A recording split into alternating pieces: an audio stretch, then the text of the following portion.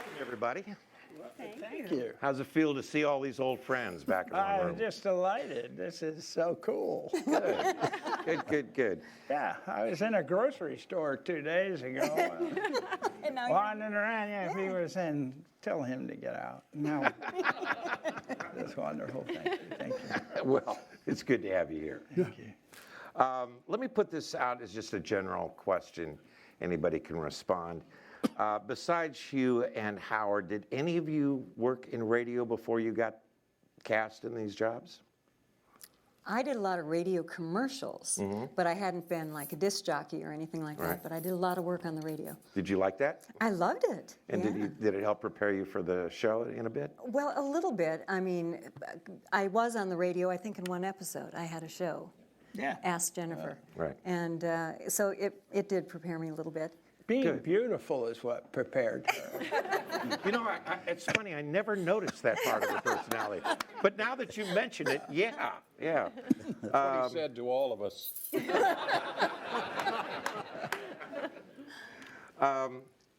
The best radio stations have a strong chemistry that develops amongst the staff. It's really important, you know, that people, they really, you know, end up loving each other in a way. What was the chemistry like on the set of WKRP? Me? Anyone who liked I it? thought it was very good. Very, very good. Well, I can talk only about the pilot because that's all I directed. But what happened was I had worked for MTM and done the Mary Tyler Moore Show, and then I left and I went to work on a show called Soap. And I get a call from Grant Tinker and saying, we've got a pilot, love you to read it, and would you come do it? And I read the script and it was great. But I got there about 2 weeks before we were to start shooting, and there were really two big parts that weren't cast yet.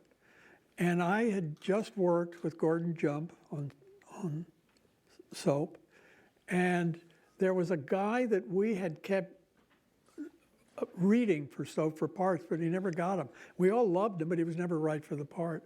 And then what happened is there's a trial, and it turned out we cast this guy as the defense attorney. And then there was just one show. And he was so wonderful. The next week, the trial starts, and we had to cast the prosecuting attorney. So we cast him instead of they were twins.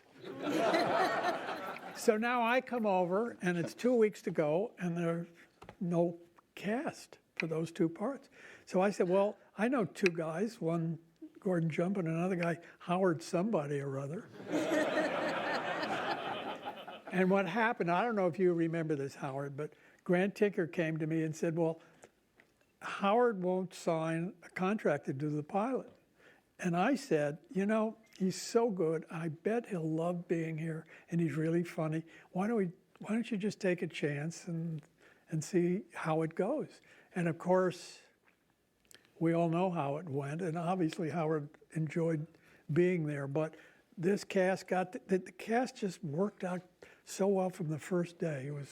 It was a well-written script, and they all were just so good for their parts. I would like to say something that Jay Sandridge is the Werner von Braun of television comedy. Wait. Something along that line. And when German? He's German? Yeah. No, and he has never messed around with rockets. I don't know why I meant that. I just meant really, really good. He is like the father of, and when I first went to work at MTM, I was able to sneak up and watch the Mary Show rehearse. And I would watch Jay and Jim Brooks and Alan Burns and all that. And I began to understand how this whole thing works, because they would start on a Monday morning with a script that maybe was not all that great. And through rewrites and direction and looking, and of course God bless these guys, I would be giving them rewrites 10 seconds before they went on, and they'd be like, oh, okay. But Jay and those people in this legendary show would take the script, and by Friday night it would be Emmy ready. Emmy ready. So it was a huge, huge boost that Jay agreed to direct the WKRP pilot. That kind of got CBS's attention as well. And he did bring Gordon Jump to us, and I just jumped at Jump. He was the best, wasn't he? The best. Yeah, he was just the best. I can't imagine anybody, you know, it was just wonderful. And we miss him tremendously. He's the only one of us that's My not- first introduction to WKRP was while the pilot was being rehearsed. I was directing The Facts of Life on the same lot, and I heard that Jay was on the lot directing a pilot that was supposed to, there was a buzz already around it. And we had met because I was observing and learning from the master. Oh, come on. It's true, Because he was Warner. so much older than the rest of us. So anyway, so I stopped during a break in our rehearsals, and I went to the set to see WKRP, and I happened to walk in when Johnny Fever is in the control booth, and he had been notified not to say a certain word. And I was there for that rehearsal, and just at the moment I walked in, Johnny Fever stood up and said, "Booger!" And I said, I hope this is a show I can work on one of these days. Does that not date the show that Booger could portray? My God! And by the way, Howard on the pilot, Howard is he doesn't like authority. I'd rather you didn't say that. He doesn't even like other people making comments. But anyhow, I'm sorry he said the word booger out loud. I had seen him with the committee in San Francisco, which was, you know, I thought as good as Second City, Chicago, in my opinion. So I wanted him so badly, and I didn't care whether he had a contract or not. And of course, doing a pilot with such a key character who didn't have a contract was madness. But thank God Jay and Grant agreed to it, and then Howard, I don't know, he held our feet to the fire after that, and demanded 20 pairs of shoes. This man has better footwear than anybody we've ever heard of. He's the most fashionable Yeah. person in the group, yeah. Before we, because I've got questions that I'm burning to ask each and every one of you individually. However, so we don't have to make him hold, we have one of your colleagues on the phone, Gary Sandy, who played the program director, Andy Travis. Gary, are you with us? Yes, I certainly am. Hello, my friends, everybody. I tell you what. And there, you know, and there's Hugh bringing down the house as usual. I tell you, Hugh. Listen, I miss everybody. I'm so sorry I can't be there with you. Well, it's you're missed. Everybody lit up when I said your name. So, give us one of your better memories of working with this crew. Oh, well, I mean, it is a family. I mean, everybody is just a sweetheart. I mean, I just love everybody. Haven't seen Tim in a long time. I don't know. I think that a lot of the scenes sort of blended together for me. I can remember a lot of the scenes, but I couldn't tell you what episodes they were in. I can tell you this, that my favorite episode is Less on a Ledge. I think that is a real scream. That for anybody that knows what that is, there was two storylines running at the same time, and everybody thought they knew what each other was talking about, but nobody had any idea. It's just a great episode.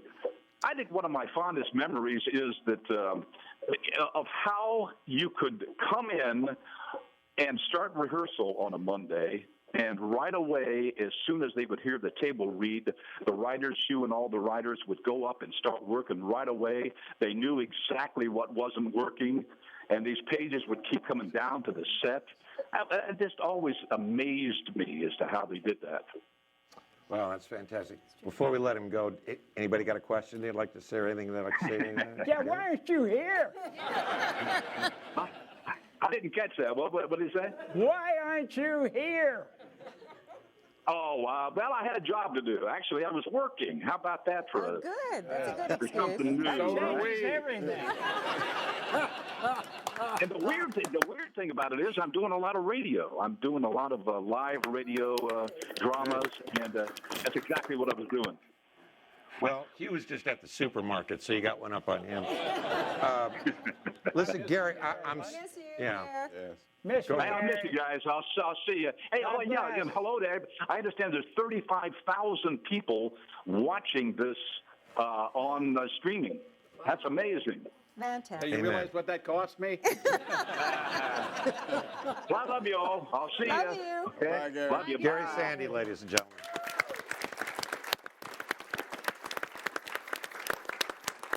I want to move on to Mr. Reed, who asked me to refer to him that way. It's kind of Field disheartening. Marshal, Mr. Reed. Field Marshal, Mr. Reed. I was always a late night jock, so I always related to your character, but I related to Howard's for his health regimen was kind of what I related to there.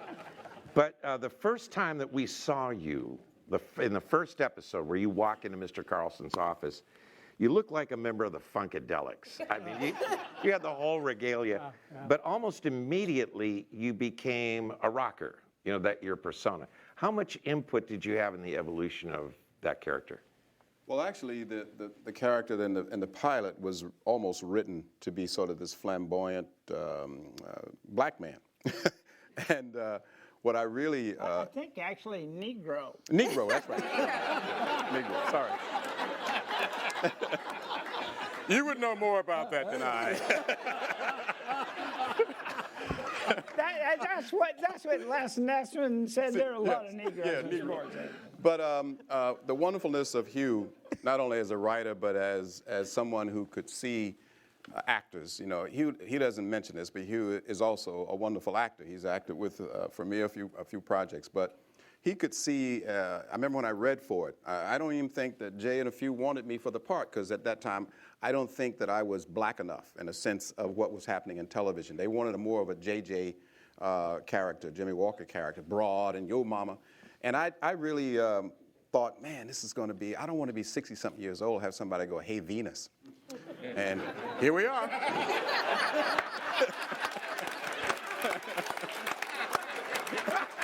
So I actually did not want the part in a sense of that. But when I sat down in front of Jay and Grant and the casting and Hugh, and he asked me, what did I think about the part? I kind of mentioned that. I don't know how I said it.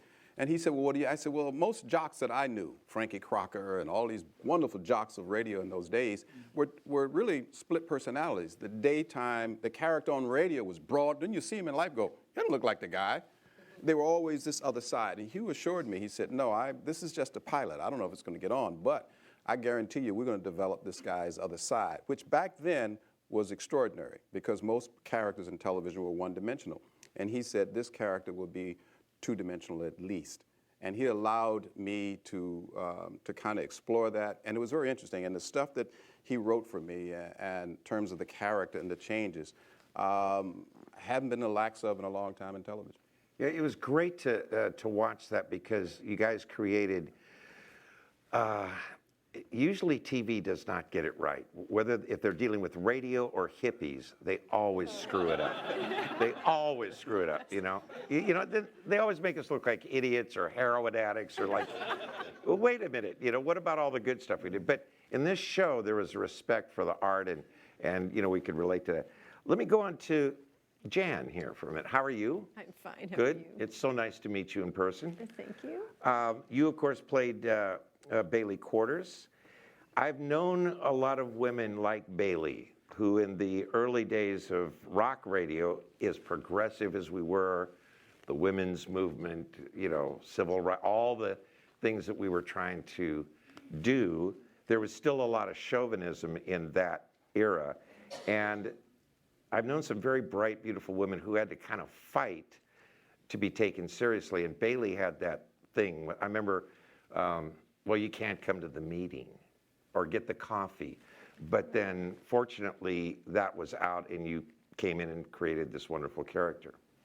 Did you feel like you were making a statement when you were doing that?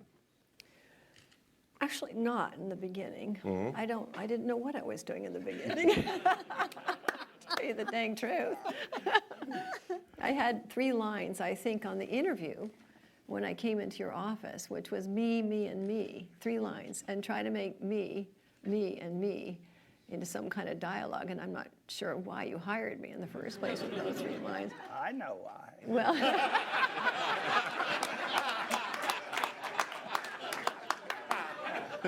Well, let's hear about that. and I'm a boy. And, I have Lonnie Anderson and Jan Smithers on a TV show. I think I'm not only chasing numbers, but I have a reason to get out of bed in the morning. It's great. Yeah, Jan was wonderful, and I wanted to say we were watching the show backstage, and that "Get Us Coffee" line, that seems so ancient to me. You know, I would hear, I wrote that? In what century did I write that? No, that's really a good point. That's exactly right. So in a way, the show kind of, maybe accidentally or something, it's kind of a bit of a history capsule of stuff back then, because there's a lot of stuff that you just go, what? Well, since we're on that subject, I was going to ask the troublemaker something next, but I'll go to Lonnie instead. Your character was either right before or right at the time when the sexual harassment issue was finally coming to, even into our consciousness. Right. Because I remember guys, now I was raised better than that, honestly, but I do remember guys who would treat women in that way that you had to put up with. And that people were treated very differently back then. But Jennifer never put up with that crap. No. She never put up with that crap. That was a wonderful line that you were able to draw to be very attractive, alluring, even kind of use that, but not be used by it. Tell us about that. Well, Hugh is instrumental with me in creating Jennifer, because she was kind of window dressing, and Hugh said, let's make her Lana Turner and the smartest person in the room. And I was like, oh, I was so thrilled, because I had been a brunette up until that time, so blondness was not something that I was even interested in, and certainly not being taken seriously. And so I spoke 7 languages. I completely cut everybody off at the knees if they came on to me. And yet I took Mr. Carlson like a mother. I took care of him. I protected him. I loved everybody. I nurtured everybody, but I didn't do anything. And, and so I dated men with lots of money. Yeah. And I had unexplained wealth, and I just, I just loved being at the station and taking care of my brood, really, was my character. And that's because Hugh said, let's have the glamorous woman be the smartest woman. And that was... Can I say a little something about that? When you think up a show and you create the characters in your mind, you may think of actors or friends, family members you've known. It helps you write them. Then when you cast it and you realize, oh, well, this is, Tim Reed is actually different. He's right. He's not what I was thinking of. But he'll be great. Then the other thing is with Lonnie and Howard and Jan and everybody, then they become the character, and it is the character you invented, but then they embody that character, and then you start, as a writer, chasing them. You start listening to their speech patterns. You start... you know what I mean? It's a real collaboration, and by the time you actually shoot the show, at least in my case, it was not really what I had envisioned at all. And I felt sort of out of control. You did our cold opening every week for Yeah. the show, you know, where you get a comedian, you hire a comedian, you have the live audience show, and our comedian was Hugh. I can He see did- why. Yeah, he did the stand-up. All right, let's talk to Howard here for a minute. God, maybe the sanest one of the bunch, which is frightening. Expect that, Howard. I just found out while we're talking upstairs, this man worked at the epicenter of freeform rock and roll radio, FM radio, which was KMPX in San Francisco, the very first FM rocker. This guy was there. Aw, shucks. You created such an iconic character with Dr. Johnny Fever. How much of that was it based on your own outlook, lifestyle? I'd be the last person to be able to answer that if I were truly that character. Yeah. You know, it was there on the page for the most part. And at the same time, I knew half a dozen guys who had spent their lives in radio who were trying to play music that meant something to them. This is a KMPX FM station in San Francisco in the summer of love, 1967. How many of you were born before that?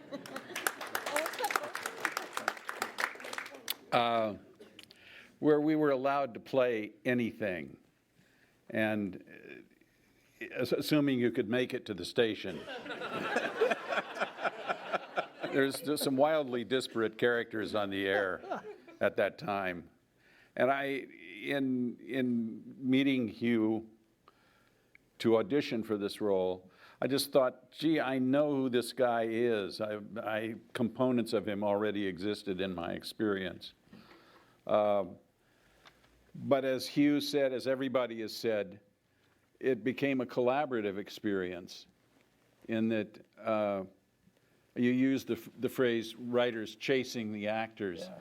Writers would come on the set and when you were taking a break say, you know, I'm working on a story about yada, yada, yada. What do you think Fever would do if he were faced with a situation which they would describe? And 2-3 weeks later, you'd get a script that had what you'd suggested as part of it, as the beginning of that week's episode. But in the course of rehearsing through the week, you find things in rehearsal that aren't on the page. At the end of each day, there's a run-through, and we were allowed and encouraged to show alternatives that we had discovered largely through improvisation or as a result of not having learned the lines properly.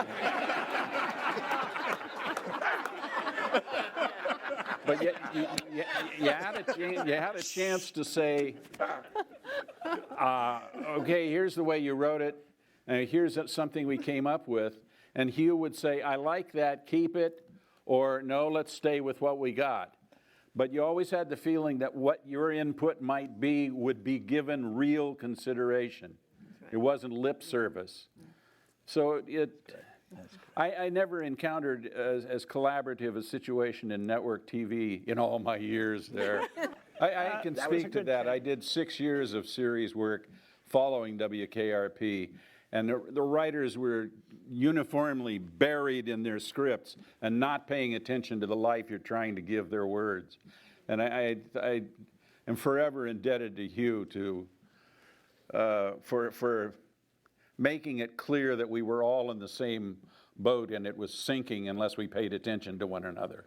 Yeah. You know, when you use the word ensemble, it should include everybody, I think, from the writers to the directors, correct, to the actors, to the sound man, to this, exactly. Yeah. Whoever's got an idea to make it better, let's hear it. Yes, exactly, because the point is to make a great show, not to make you bigger than everybody else. It's to make... Well, I don't know about that. Lonnie, yeah, every radio station, good radio station I worked for, had a woman there that we called the linchpin. She was the woman that always knew everything that was going on. And if you wanted to get something done, you didn't go to the program director, you didn't go to the general manager, you went to the linchpin. And you had that ability in there. You knew everything that was going on at the station. Absolutely. Talk about that. For Yeah. me. Well, I was like in charge of everybody. Yeah. I sat there and, you know, I answered the phone. I said, no, Mr. Carlson is dead. And, you know, and I didn't take any messages. I just threw them in the trash. But I made sure that everybody's lives were running well and the station was running well. So personally, I was keeping everybody together. Right. Which Yeah. is really important, and because the place would have kind of drifted if somebody wasn't holding all those reins It at had to that be point. shadow management. Yes, that's Yeah. exactly right. And then I took care of Mr. Carlson and all his toys and all his stuff and made sure that he was okay. And I'd always say, you know, like, do you know where your ticket is? And do you know where your car is? And do you know? And so, Yeah. but you know, there's a lovely thing about Bailey and Jennifer that Hugh made happen over the years, because a lot of times there's rivalry if they're just two women in a workplace. And we were so different, and yet he found a camaraderie for us that he wrote into the show. That was really special. That was good, yeah, because it would have been kind of obvious going the other way to like, we got to argue. No, that was great. One of the episodes I watched, I really wanted to compliment you guys on, and God, I hate to have to compliment you, but I think you wrote it, so, you know, here we go. He wrote everything. Yeah. Problem. It was a show about the ratings, and you were so accurate in your portrayal. I remember that Gary was holding an actual ARB diary. It wasn't like, well, we'll just get any book and look at it. You know, you could tell this was a real ratings book. And you did, I just wanted to say you did such a great job explaining to the audience the pressure that people in radio are under every 4 months. Absolutely. You did a great job on that. It was really well written. What kind of feedback did you get, maybe not just to that episode, but any episode, from people in radio that were watching at the time? They always wrote to say, you must have been at my station. And I took that as the greatest compliment. Great. We tried to be as authentic as possible. One choice we made is that that wasn't accurate, is I thought we'd have more fun with the turntables and not wearing the headphones. And by then they were going, you know, you guys were doing cassettes and all of that. And I thought the turntables were such a wonderful visual thing. And Oh, they were. They were. yeah. And I speak for all of us. I wish Frank Bonner and Richard Sanders were here tonight. Those guys were so funny. And I don't know. And Howard would always say, more music and less Nessman.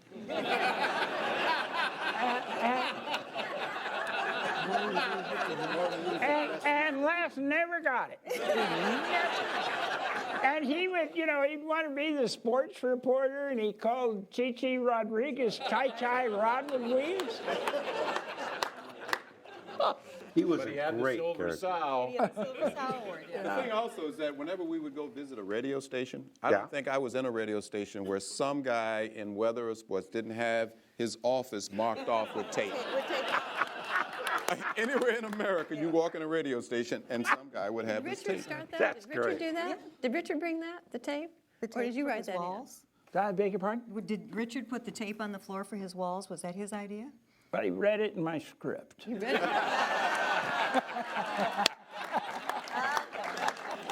That was a great bit, ego, though. you nasty thing, you. That was a great bit, though. That was a great that was Actually, great. that Well, I episode, mean, if it wasn't Richard, though, it might not have been funny. It might have just been stupid. But he was I remember, so there was a lot of beautifully talk. out of his mind that it was just right. And he sold it. He sold it. Oh, We yeah. would have had Oh, to yeah. back off that in a heartbeat. It was a wonderful sight gag, making people knock on doors that weren't there. well, the way that evolved, actually, we were rehearsing that week when the bullpen, as it was called, was being introduced. And for rehearsal, the floor was taped.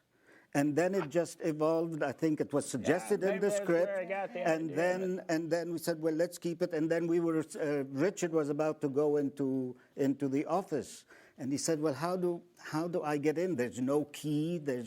And so I said, well, just try knocking. Pretend to knock, and yeah. he knocked, and then then it grew. So every time he would open the lock, he would open the door, he would step over, and he just made It's a whole kind thing. of gag that gave you guys a real fertile ground to cook Yes. up a lot of wonderful sight gags. Richard, when we were doing the pilot, you remember when that light fell down that struck him in the head, and so he had to wear a bandage, and He wore a bandage every show. yeah. Well, the deal was they came to me and said, "Here, you have to write something that explains the bandage." Remember that, Jay? No, I didn't. Oh, well. I think maybe I was because they sleeping didn't on ask that. you to write. Boy, I sure remembered. And I sat in my office for an hour and came up with nothing. And my idea was, don't explain it. Exactly. And so then he started every show. This was his own idea. He'd show up and he'd have a bandage here and a bandage here. And pretty soon we were getting tons of bandage mail. Remember, he got a photo from a fan club, and they all had a Band-Aid on a different place. Wow. Yeah. Wow.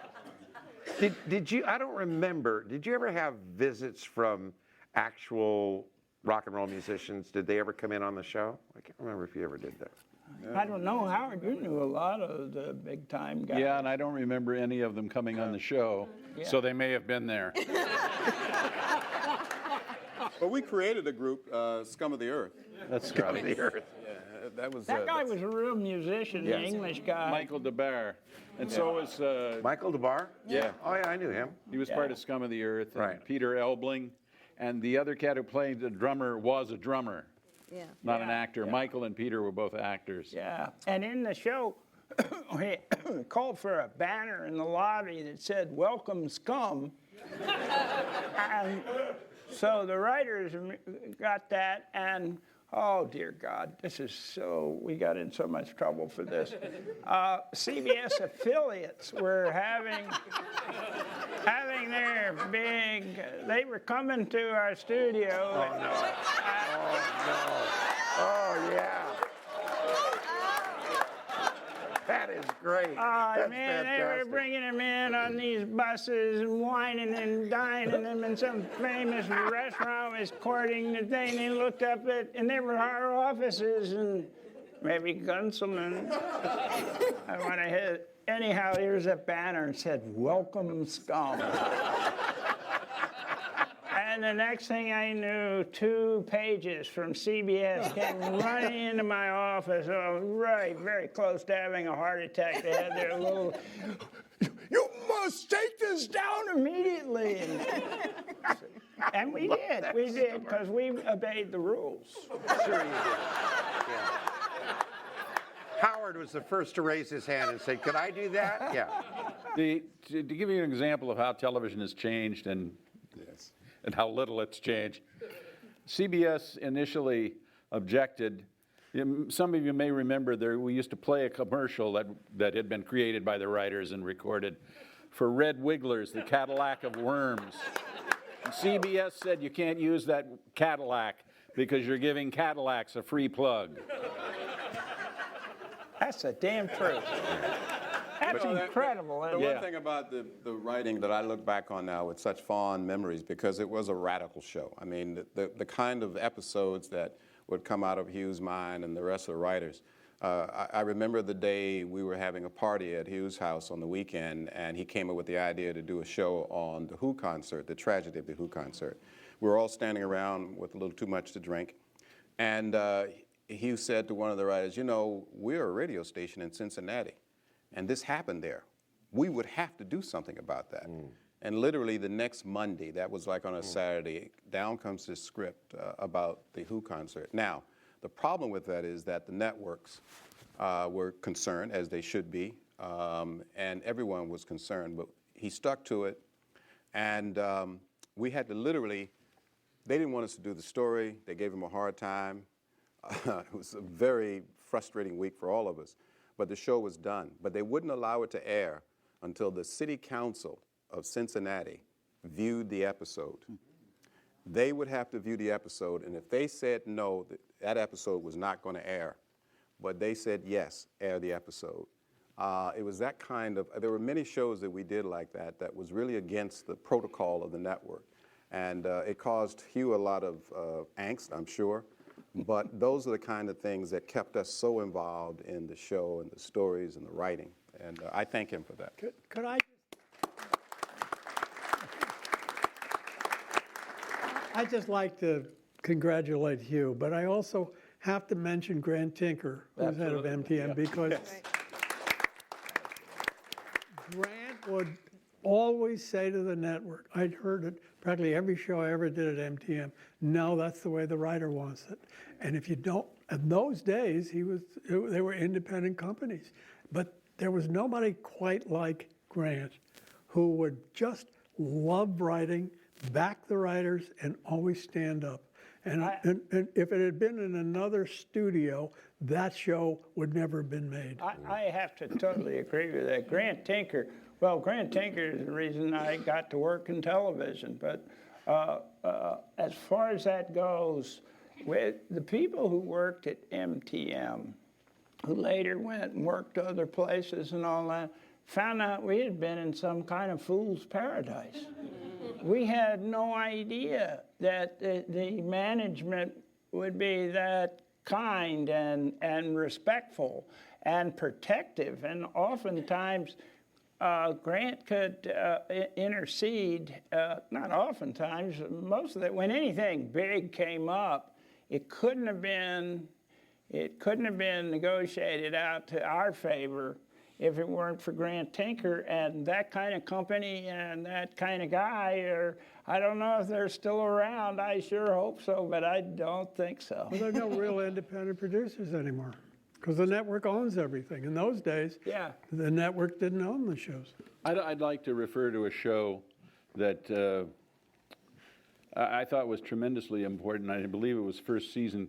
How many of you remember a show called Who is Gordon Sims? It was a show about Venus flytrap, and it was revealed that he had gone AWOL before he was discharged from the Army after a tour of duty in Vietnam. And it investigated what a black man's attitude toward the war in Vietnam might have been, what it might have led him to do. And I thought for a sitcom to investigate such a subject was incredibly brave, and I take my hat off to you today. Amen. Still for that. Did you win the Humanitas Award for that? You know, that's a great point. And I know this is going to be, splitting hairs a little bit, but because I'm an FM guy and we always viewed ourselves as Viva la Revolution, and we were the, ones pushing against the AM stereotype in Top 40, I was kind of surprised, especially with that depth of subject matter, that you said it at an AM station rather than an FM. And tell me why you did that. I thought that the station was so square at the beginning, it had to be AM. Interesting. I mean, Howard said in the pilot, well, they're going to change the music format. Maybe we're going all Hawaiian. Right. It was that bad a shape. So I thought it couldn't be an FM station. Would it be too hip already? That was so middle class, middle part of the country, right, white bread, out of touch. Right. If I could, let me throw out a couple of names of people we haven't had a chance to talk about. Just react to them. Frank Bonner, who I thought nailed The Salesman. I mean, that was every guy we ever had to put up with. Yeah. So tell us your thoughts on him. Frank's salesman was always summed up for me with that gesture that he was thinking about something. Yeah. But sometimes he would be, during the rehearsal week, we wouldn't see the brilliant moments that he would have in front of the audience. right. I mean, it would go along, and yes, Frank is hysterically funny, and then he would just bowl us over during the performance, and probably the only times that you'd crack up and totally lose it were because Frank did something that was so incredibly unexpected. Rose Yeah. up to it. And here's a tragedy real quick about some actors who have a wonderful part. After that, people were looking for Frank Bonner-like actors. Oh, no. Not Frank, mind you. Oh, no. Oh, Man, that's boy. not right. Yeah. That's not right. You create something like that. Well- Did you want to say something, Jan? I was just going to say he had an energy in his own, and he made it so much fun for all of us. It wasn't even like you had to play opposite him, or you could just sort of be filler around him, which was a wonderful thing because he would make the scene. Well, it's kind of like a force of nature of this. Force of nature. Yeah. Absolutely unusually weird. Because, I mean, down to the white belt and Everything. white And he shoes had it and down, ridiculous. and he It was wasn't like. a force against nature. Yes, that's right. And he- Because there was nothing natural about this man. Right, and he understood it, but Frank as a person is not like that at all. Not a bit. Oh, really? No, No, not a bit. at all. I think I got the idea for his outfits getting delayed at the Atlanta airport in 1978. God damn, I hope nobody lights a match. All these suits are going to go up. Again, all we're asking for is an hour a week at the Improv. Dude, I'll be there. I'll be there. I swear to God, you got to do this, man. This may be difficult, but Gordon Jump. Let's talk about him for a minute. Yes. Yeah, I was just going to say he had the same nature. He went to town when he was speaking. When he had his lines, he just went to town, and he would move all over the place and owned it, just like Frank did in his own way. And they Gordon was the master of the take. he was. You the know, man. Hugh had to cut laughs from the show to make it come in on time, because Gordon could do 9 to 11 takes, and the audience would just be cracking up, and we'd never ever get to the rest of the show. Wow. That's how Wow. good he was. I mean, he was the master. And also when we had some tough times and, we'd be fighting with one another, which was rare, but, we were always on the edge of getting canceled, and they moved our time slot 30 times. We couldn't believe it. And sometimes we'd have little meetings among ourselves, and Gordon was always the adult in the room. Yes, he was. He was Very very spiritual man. special. Very, Very spiritual man? Yes. Really special, and full of compassion and love. Well, that's nice to hear. Yeah. That's nice to hear. I do have to say one thing. It was odd. The third year, somebody came up to me and said, "Hugh, do you know our sound man's deaf?" And I said, "I did not know that."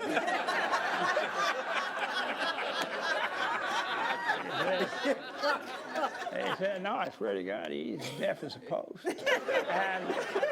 And I said, "Well, I think the sound's been pretty good."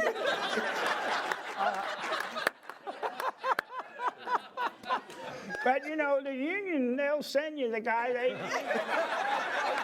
They'll send you the older guy, the senior guy, and the sound for a deaf guy, he was out of sight. I thank Bill Paley, who I actually met once. I said, "Hello, Mr. Paley," and I thank the center, and I'm so happy that the Shout Factory has made this thing possible. And you've been a wonderful, obvious fan of the show, and I think a lot of your questions have been pretty mean, but overall. I understand. Honestly, it's sitting here, I have to say, and I mean this as a high compliment, you have a little touch of Samuel Clemens and a little touch of Will Rogers in you. And I'm telling you, you do. Wow. You do. Oh, let me tell you, it was a real honor meeting you. And thank you all for all the years and the enjoyment that you gave us. Oh.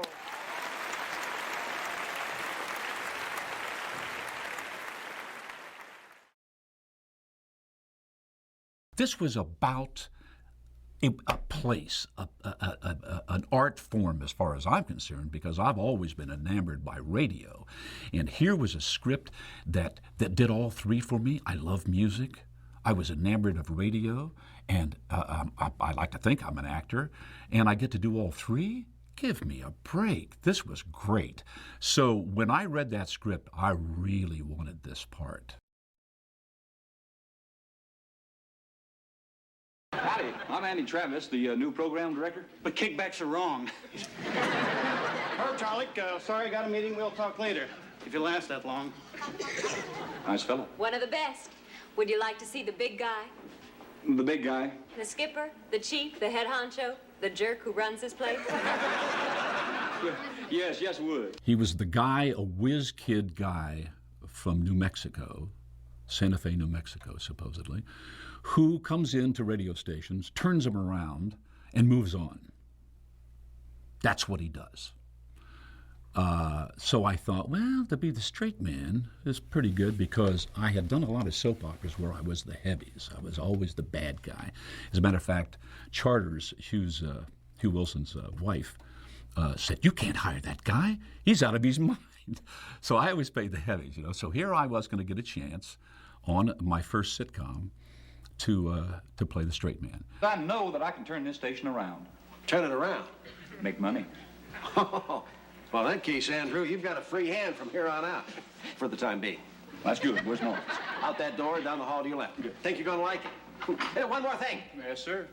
These changes, they wouldn't necessitate the playing of rock and roll music, would they? Possibly.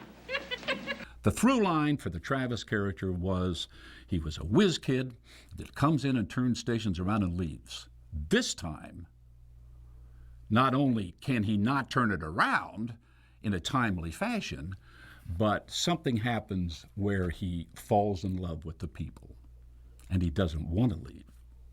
I think along the way you'll begin to see what I tried to do, which is he becomes a little nuts himself.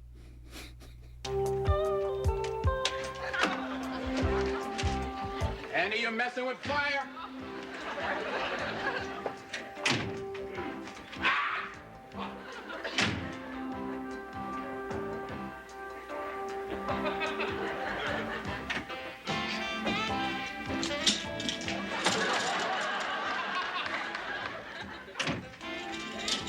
Everybody gives kudos to Hugh, and he deserves it, because he was just, this guy knew from funny. And I heard Hugh once say that he got his characters from the names first. Les Nessman. That does say something, right? But I thought it was cool in watching the Paley function that I really wanted to be there. But Hugh says that, yeah, he starts off knowing what he thinks he knows, and then winds up following what the actors are giving him. All right, Cincinnati, it is time for this town to get down. You got Johnny, Dr. Johnny Fever, and I am burning up in here. Howard is just a genius. I mean, Howard comes from a background that's totally different from mine, you know. You got to tell me what to say and push me out there. And I make it look like I made it up. But I don't make anything up, you know. And Howard, though, comes from this improvisational background where, you know, these guys, I'm just in awe of, you know, they say, okay, you're a doctor in your emergency room and you got the, you know, something like this, but whatever it is, go. These guys can do that. Not me. So Howard, I was always enamored of Howard and his talent. He's truly a talented guy, and I'm proud to be able to say, in later life here, has become a real good guy, good friend. Good morning, everybody. Sorry I'm late, unless I'm not. Now, perhaps I should open this meeting with a few very good ideas of my own. First, Andy, do you know what's wrong with public service? No, Herb, no, I don't. We don't make any money off of it. Well, that's the whole idea, Herb. See, public service time is free time. Can't we change that? Of course not. Well, then to hell with it. Come on, Frank Bonner. There is an episode, well, it's one of my favorite episodes. It's Les on a Ledge, and there's two storylines going on. So in order to get Frank, the Herb, off of Jennifer's back because he won't stop coming on to Jennifer. Johnny tells Herb that she used to be a man. When he says that, Frank Bonner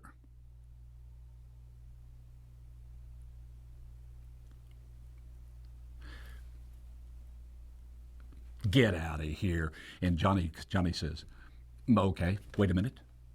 They do this thing about 4 or 5 times on that tape. It's hilarious. You mean to tell... Get out of here. Okay, wait a minute. The beautiful Jennifer Marlowe is a result of the most cunningly successful sex change operation in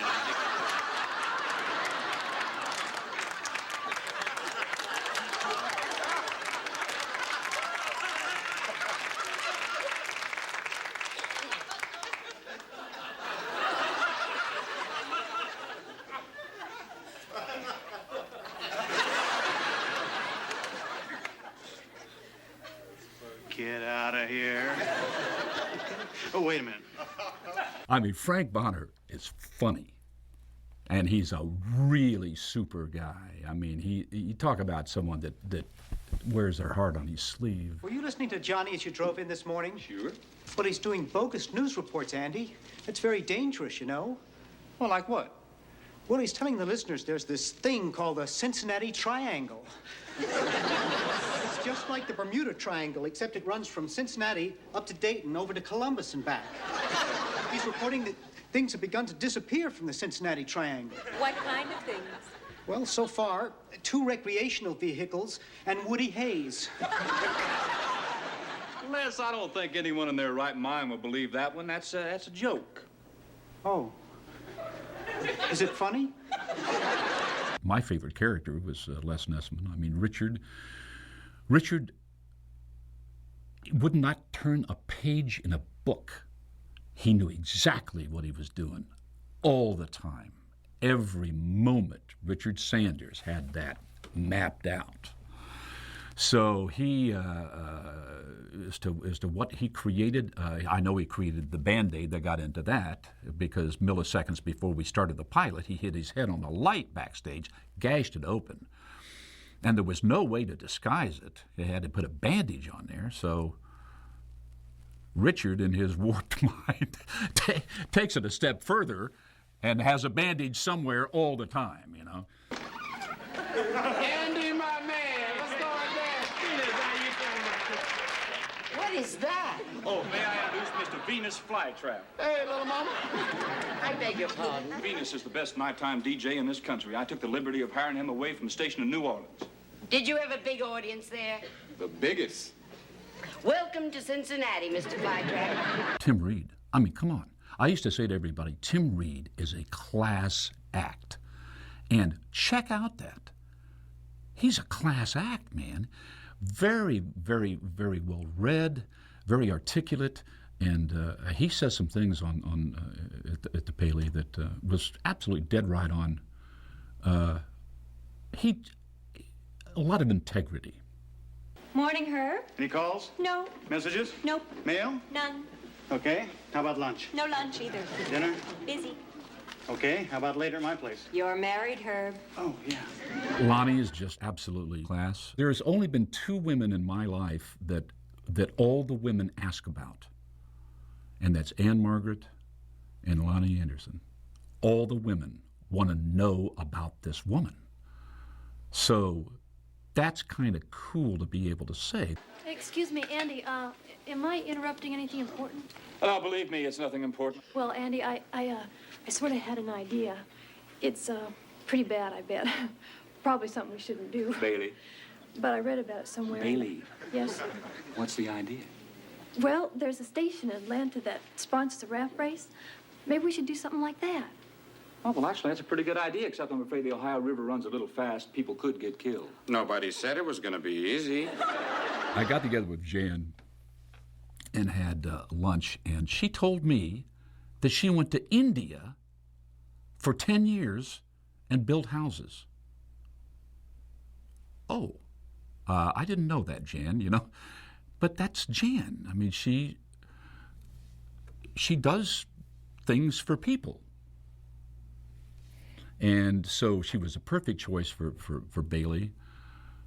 How her career came about, the way I've always heard it, is that she was on the back of a motorcycle and at the beach, and someone said, hey, or something like that, photographer, and she turned around and the hair flipped, and it was on the cover of Newsweek or Time, the American teenager. And that shot was like, it knocked everybody out and said, who is that, you know? Yeah, hi, Jennifer, Andy. Listen, give me the two newspapers and all the TV stations in town. What are you doing? What we have, sir, is a genuine publicity stunt right out there in our lobby. And it's for free. Oh? Huh. Oh! And Gordon Jump, nicest man on the face of the earth. And I had the pleasure of doing some scenes with Gordon, the one in particular, and I can't remember, it was Hoodlum Rock at a rock concert.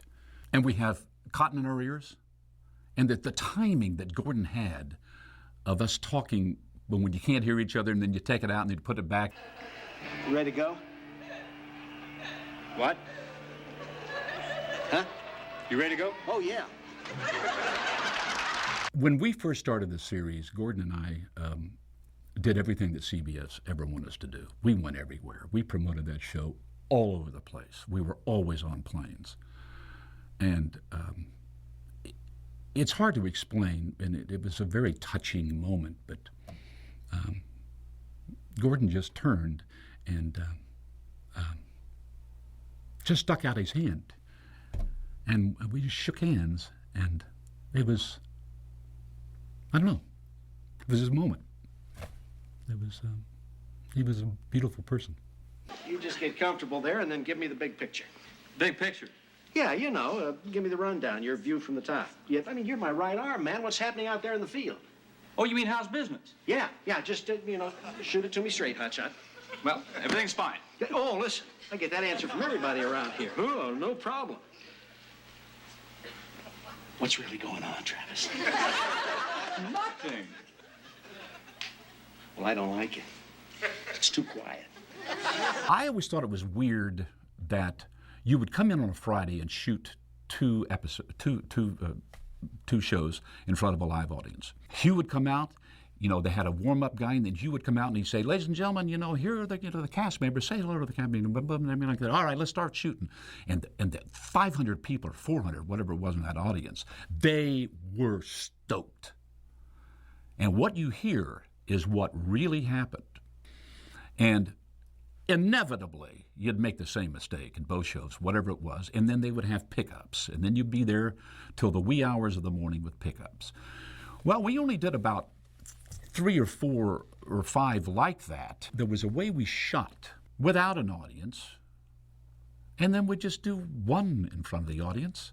So that we wound up doing that. So what we do is we come in on Friday in front of, get into makeup, and then we'd go in front of the cameras, go scene by scene, not move on until you had it clean in the can the way you wanted it. And so slowly throughout the day on Friday, we'd put the thing in the can. You were better rehearsed than ever before because you didn't move on until you had it the way you wanted it. And then full tilt boogie, we would do it in front of an audience at 7:30 or 8 o'clock, what it was. If there was 5% of something that went wrong, you already had it in the can. There was no pickups. So at 8:30 or 9 o'clock, we'd go home. Well, au reservoir, Neffman. Oh, bye, Herb.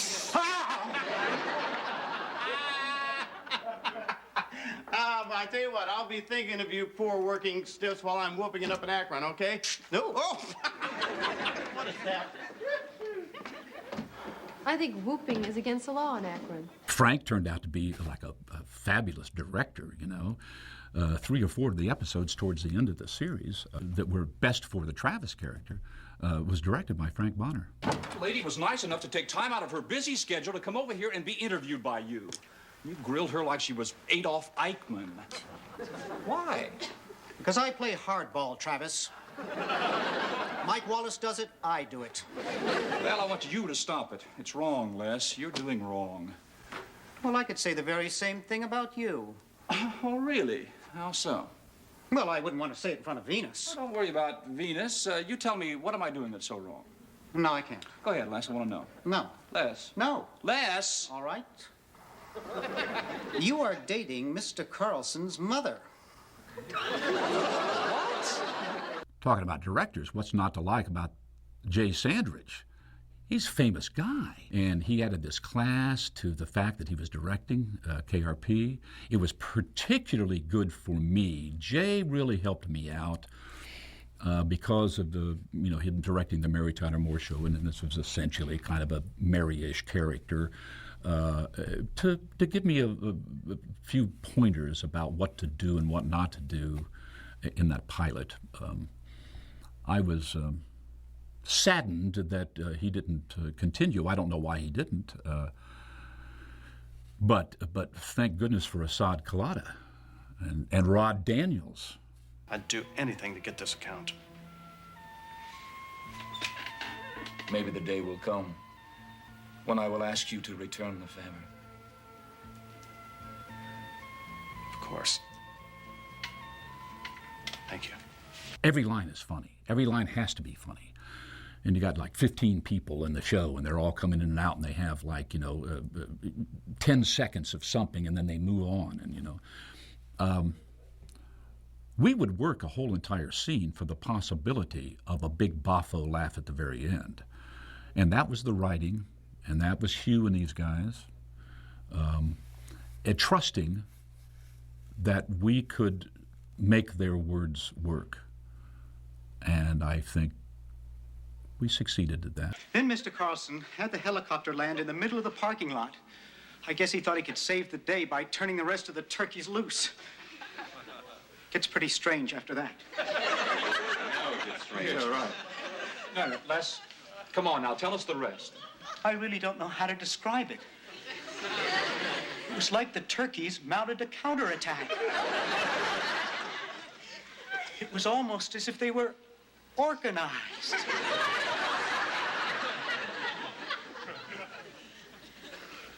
As God is my witness, I thought turkeys could fly.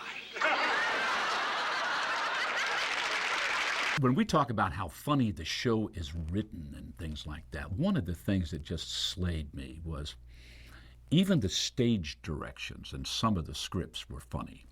The one that I can't get over, I just thought this was great, was a Scum of the Earth, this rock group that comes, right? And so they have the sign that says, "Welcome, Scum." So the stage direction says, "Scum enters." That's funny enough right there, as far as I'm concerned. It says, "They are dressed in three-piece suits. They carry briefcases. They are so weird, they are straight." Come on. Hello, we're the scum of the earth. No. Yes. Huh? Hi. Hey, listen, Dr. Fever, this is marvelous. These guys are wonderful. Coats and ties, the whole... Welcome aboard, fellas. Thank you very much, sir. Are you sure you're scum? Positive. Well, of course they are. Where is Mr. Peavy? He got out of the car. That's actually the last we saw of him, I think. Was the car moving when he got out? Yes, I believe it was.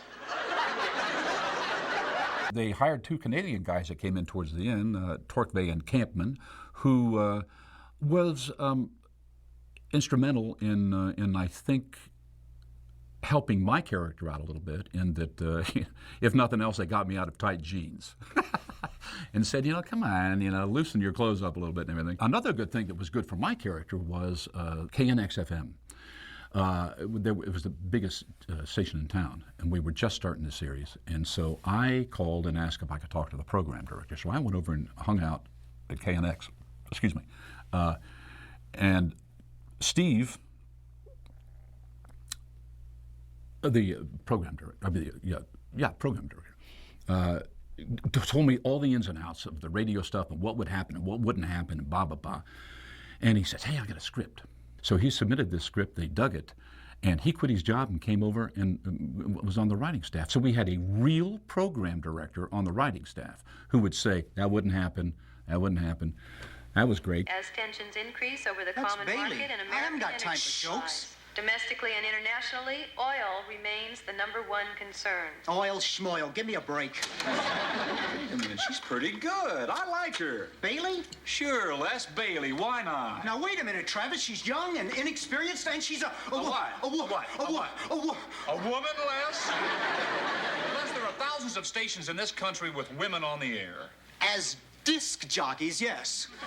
But this is news, Travis. News. Important stuff. Les, what about Barbara Walters? And then Dan Gunselman and Lissa Levin, who wound up getting married, he was from Ohio. So he knew stuff. He knew that there was a Wapakoneta. Who knows that there's a Wapakoneta and that we should have that name in the script? So Hugh was very smart in having people around that were the right people for the job, you know. That's Les Nessman, and I'm Jennifer Marlowe. Sparky Anderson. I know. I just adore you. I went to every Reds home game until you left. Box 110, row 6, seat 8. That's my seat. How amazing. I almost broke my neck trying to see you. I'm a huge baseball fan. I'm from Dayton, Ohio. My dad took me to the Reds games all my entire life. So here I am at the very time of the Big Red Machine. I'm Grand Marshal of the opening day parade. I throw out the baseball and stuff like this, you know. It's unbelievable. And Sparky Anderson comes on the show. Man, I was in heaven. And I said to him once, come on, let's run those lines. He said, yeah, sure. I'd pass him in the hallway. Hey, Sparky, let's run the lines. Okay. Hey, Sparky, let's run the lines. Okay. But how many times are we going to run these lines? I said, listen, let me just tell you something. It's the last game of the World Series. It's the bottom of the 9th inning. And you're coming up to bat. Are you going to think about how to swing the bat? You're just going to hit the ball, right? Yeah. I said, Friday night, whether you know it or not, there's a live audience out there. You're going to be nervous. Let's run the lines, he said. You're right. So that was a big thrill. Yeah. Sparky, we're about set up for your show. If you follow me, we have some details to discuss. Fine, your office or mine? Well, until we get to your office, I was going to say that my office is your office. I appreciate that, Andy. Yeah, so do I, Travis, but I want Sparky to have my office. Hell, Art, you don't have to do that. Listen, Sparky, this is my team. I call the shots here, okay? Sparky, Mr. Carlson been telling you you've always wanted to do a radio show like this. Not really. Yeah, but you've had a lot of experience in broadcasting. Not really, but Art says you don't have to know anything about this business. No, not really. Let's go to my office and get some work done. Hey, where is it? People that just absolutely love that show. And I hear it all the time from people in radio saying, I'm in radio because of that show or because I was enamored of what a program director might do. Countless. And a lot of times it's very complimentary because some of these people are some of the best in the business. So that's cool. You got the Doctor on the mighty KRP. Coming up next, from 1965, it's Junior Walker and the All-Star Shotgun kicking off another 20 commercial-free minutes of rock and roll right after this. Hi, this is Venus Flytrap. I don't mind talking about this show at all because it is a golden, classic, class act show that is sincerely funny. For anybody that's never seen it, and I would say to people, you know, listen, you watch it like 3 episodes. You'll be hooked because it's funny. So that answers it right there. I'm extremely proud to have been a part of the show and to have worked with the people that I got the chance to work with. Here's the one person no man in his right mind could say goodbye to. Jennifer Marlowe.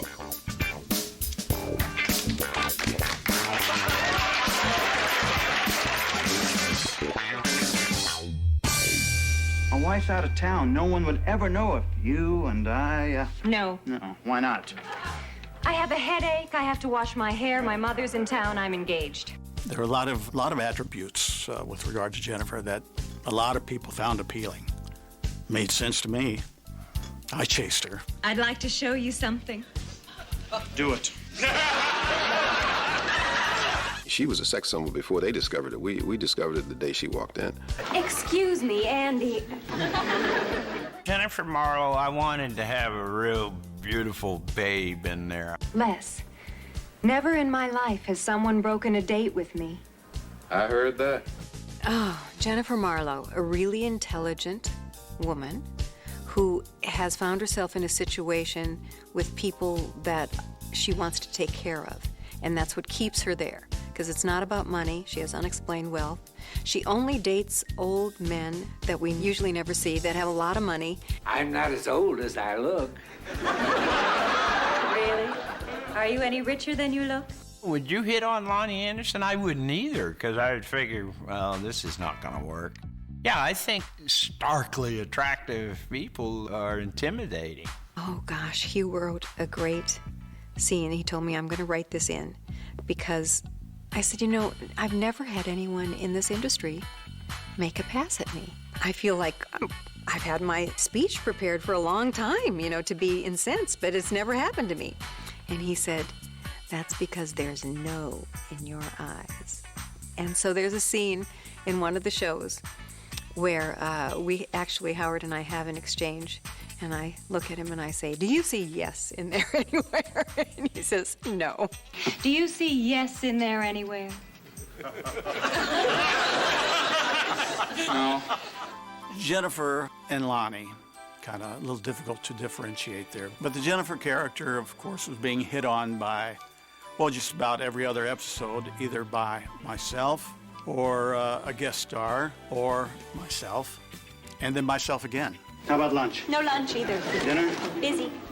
Okay, how about later at my place? You're married, Herb. Oh, yeah. Herb and Jennifer. What a great relationship. It wasn't just the typical hit on me every week Herb relationship. We really liked one another. There were lots of moments of closeness between Herb and Jennifer that would happen. And then, of course, hysterical. Get away from me, Herb. Morning, gorgeous. You got anything for me? Only the mail, Herb. That's all I'll ever have for you. Hiya, gorgeous. How about a couple of drinks after work? Sorry, Charlie. Boy, where have you been? Out with other men, Herb. Letting them have their way with me. Things are different, Jenny Pooh. Jenny Pooh.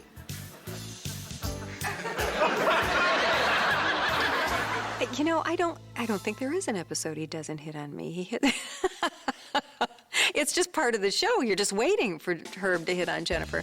We have the time that I went out on the date with Les Nessman, which is one of my favorite shows. Remember once telling me that you bet Jennifer had a round bed? Yeah. Well, it's rectangular, just like everyone else's. And Herb and I have a whole exchange because he's hysterical that Les has taken me out on a date. I kissed Johnny. Yeah.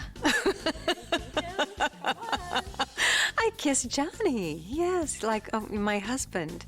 Oh, dear. And he was a pretty good kisser, too, I have to say. Howard is a good kisser.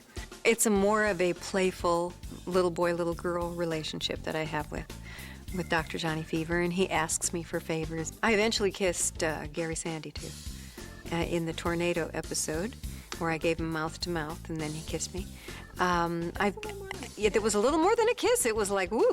Why him? Why couldn't that be me? Once you meet Lonnie Anderson, you go, this is no dumb blonde. I don't get coffee, Mr. Carlson. We agreed. You have to draw the line somewhere. So he allowed her to be this Jennifer Marlowe who worked as a secretary but didn't answer phones. I mean, she didn't do secretarial stuff, but he liked her there. How did she get away with that?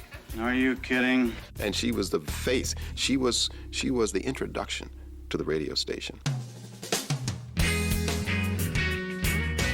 The Never Leave Me Lucille episode where Herb and Lucille split up. I was in Chicago when I was deciding whether I should be blonde or brunette, and I did an experiment at a bar, the theater Monday night hangout when all the theaters were dark. And I went in my dark hair, and everyone spoke to me in a really respectful fashion. I was included in every conversation. I was just another actor. The next week I went in blonde hair, and within about 15 minutes, I had 6 drinks on the table, and I was telling Hugh this story. And the bartender would come over and say, "Man at end of bar in hat." You know? Oh, what's your sign? You live around here, Mama? Looking for a little action, sugar? Well, Les, don't you have an opening line? Hi, I'm extremely wealthy.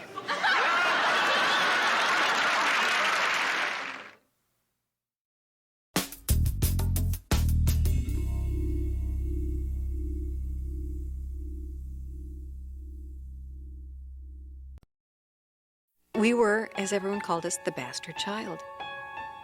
It was manic. It was crazy. There were a couple of moments when things got a little rocky. Nobody had any faith in the show.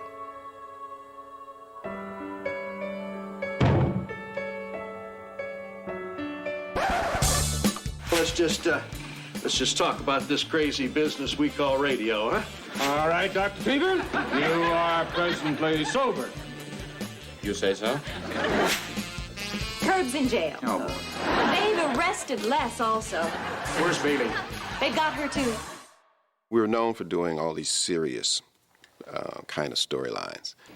I'm a deserter from the United States Army. CBS sent a memo down. They said that because the humor did come out of the story, they wanted more of a joke. The network said they wanted bigger, more sight gags. And they said, give us a Laverne and Shirley, like silly episode. And Hugh was so furious that he wrote Fish Story. Well, he said, all right, you want high humor, you want something slapstick, I'll write something. So we all sat around. He says, I want everybody to tell me the worst cliche comedy thing you can think of.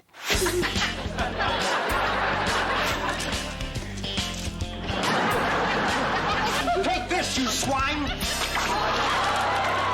So I thought WKRP would be carp radio. I'd put Frank in a fish suit. This is our station mascot. I'm a giant carp, Andy. I know you are, Herb.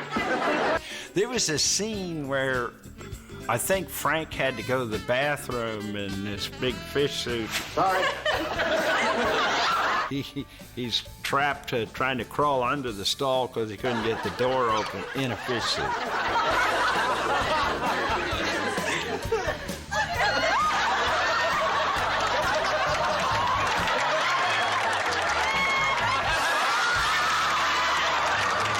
Talking about sight gags. Get your fin off me! I kind of wrote it against my will, so much so that I didn't put my name on it. If you see the end of the credits, it says written by Raoul Plager. There is no Raoul Plager. Psychologically, I've tried to delve into Raoul Plager, and I can't come up with anything. So there is a writer in the Writers Guild that gets a residual named Raoul Plager that doesn't exist. So anyway, he puts Raoul Plager at the credit. We all laugh. The show airs. And the audience loved it. There is definitely something wrong with you. The episode was essentially a hit. People loved it. People thought it was very funny. It backfired and got huge ratings, and everybody was just crazy about it. And so, as he said, it would end up to be the one show, and for him, it was kind of like, so take that. Damn if it didn't get really good ratings, making the network right and me wrong. Knock 'em dead. You can count on me, big guy.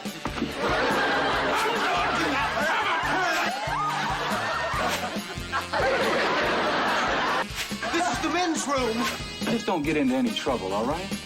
What could happen?